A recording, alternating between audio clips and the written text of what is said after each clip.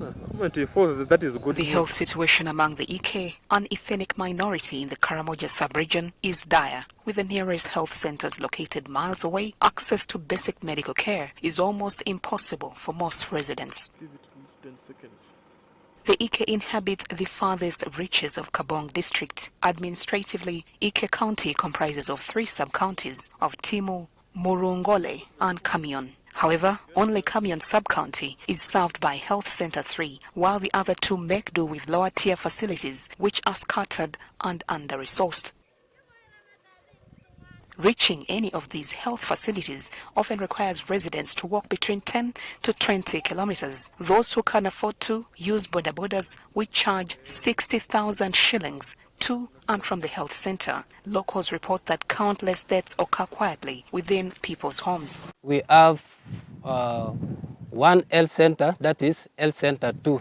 We go there, we don't find medicine. So the best thing is to the personnel there to give you a referral letter to go and seek for medical help from Kaabong Main Hospital. The problem extends beyond Ike County though. According to the Ministry of Health guidelines, every sub-county should have a level 3 facility. Dr. Sharif Nalibe, Kaabong's health district officer, says out of 19 sub-counties, only 8 have health center 3s. From those 11 again, we have 2 sub-counties which don't have a health facility. These sub-counties have been operational for over 5 years now. But due to inadequate funding, we were unable to put infrastructure in the sub-counties so that they can have health facilities. The district has 1 general hospital, but does not have a health center 4. However, the government is in the process of elevating Kalapata Health Center 3 to a health center 4. Kaabong General Hospital is grappling with a shortage of medical personnel, which has severely compromised the delivery of timely patient care and treatment. The hospital serves a catchment area for 25,000 people.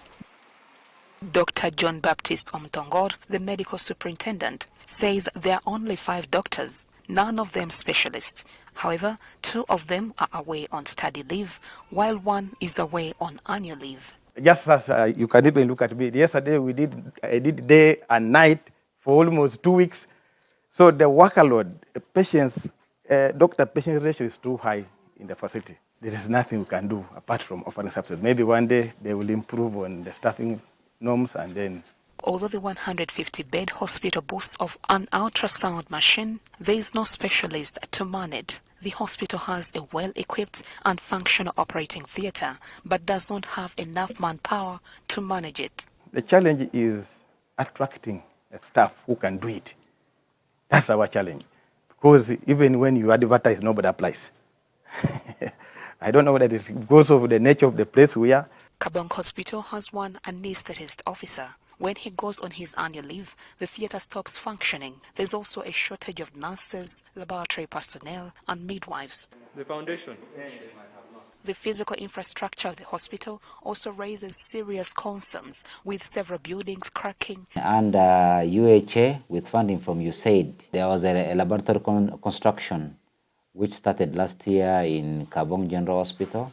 The construction of this state-of-the-art lab was to cost 1.5 billion. When Trump came into power and he made these executive orders, the operations of UHA were also suspended.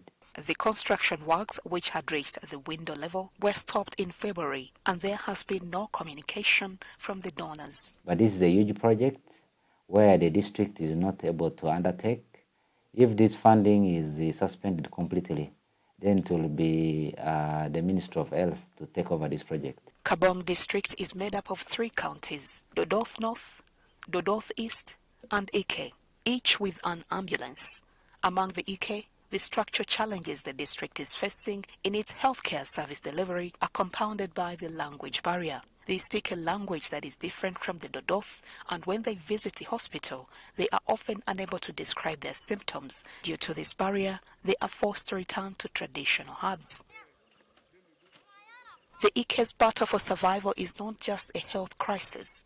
it is a sobering reflection of how distance, poverty, cultural beliefs, and government neglect combine to push an entire people to the brink.